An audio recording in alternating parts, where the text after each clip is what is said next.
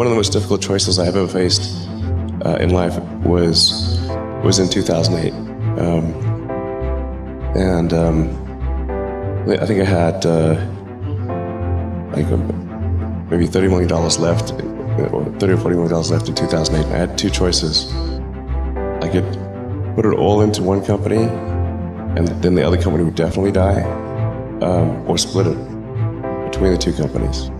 But if I split it between two companies, then both might die. When you put your blood, sweat, and tears into creating something, or building something, it's like a child. And so it's like, which one am I going to let one starve to death? I couldn't bring myself to do it, so I split the money between the two. Fortunately, thank goodness, they both came through. You know, there are American heroes who don't like this idea. Neil Armstrong, Gene Cernan have both testified against commercial spaceflight in the way that you're developing it, and I wonder what you think of that. I was very sad to see that, because those guys are, those guys are heroes of mine, so it's really tough. You know, I wish they would come and visit and see the hardware that we're doing here. And I think that would change their mind. They inspired you to do this, didn't they? Yes. And to see them casting stones in your direction. It's difficult. Did you expect them to cheer you on? So they're hoping they would. What are you trying to prove to them? What I'm trying to do is to make a significant difference in spaceflight and help make spaceflight accessible to almost anyone. What was your biggest failure, and how did it change you? Well, there's a ton of failures along the way, that's for sure. Except for, as I said, for SpaceX, the first 3 launches failed. And we were just barely able to scrape together enough parts and money to do the 4th launch. If that 4th launch had failed, we would have been dead. So multiple failures along the way. I tried very hard to get the right expertise in for SpaceX.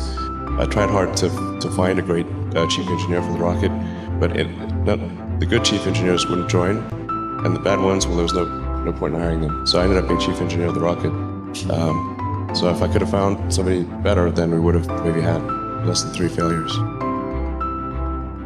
That 3rd failure in a row, did you think, I need to pack this in? Never. Why not? I don't ever give up. How did you figure you were going to start a car company and be successful at it? Well, I didn't really think Tesla would be successful. I thought we would most likely fail. But I thought that we at least could address the false perception that people had that an electric car had to be ugly and slow and boring like a golf cart. But you say you didn't expect the company to be successful, then why try? If something's important enough, you should try, even if the probable outcome is failure. When my brother and I were starting our first company, instead of getting an apartment, we just rented a small office and we slept on the couch. And we showered at the YMCA, and we're so hot up we had one computer, so the website was up during the day, and I was coding at night, 7 days a week, all the time. And I sort of briefly had a girlfriend in that period, and in order to be with me, she had to sleep in the office. So work hard, like every waking hour. That's the thing I would say, particularly if you're starting a company. Now is the time to take risk. You don't have kids. As you get older, your obligations increase. And once you have a family, you start taking risk not just for yourself, but for your family as well. It gets much harder to do things that might not work out. So now is the time to do that. Before you have those obligations. So I would encourage you to take risks now, do something bold. You won't regret it. If you like what you're doing, you think about it even when you're not working. I mean, it's something that your mind is drawn to. And if you don't like it, you just really can't make it work, I think.